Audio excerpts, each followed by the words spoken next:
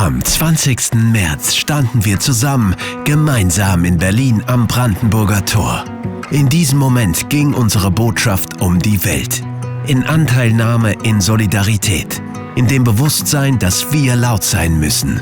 Für die Demokratie, den Frieden, die Freiheit. Für Menschenrechte, überall, für jeden und jede. Damit die Waffen endlich schweigen, müssen wir lauter werden.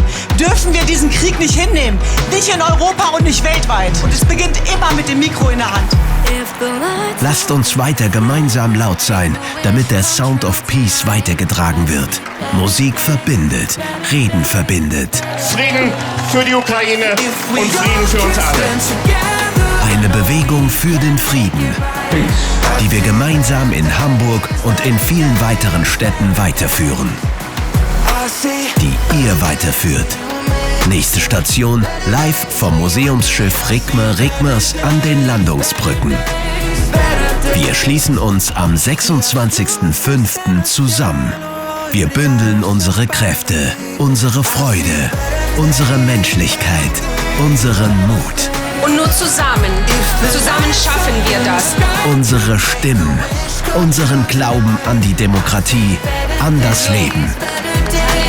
Darin wurzelt diese Bewegung. Stell dir vor, ich und du, wir gehen aufeinander zu.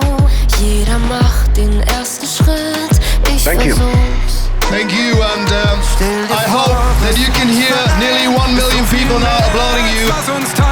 Zusammen sein, weil uns das stark macht. Das ist Sound of Peace. Und wenn wir zusammenstehen, kann unser Licht nie untergehen. I see better days, better days, better days. Du und ich sind nie allein, weil wir den gleichen 26. Mai 2022. Hamburg.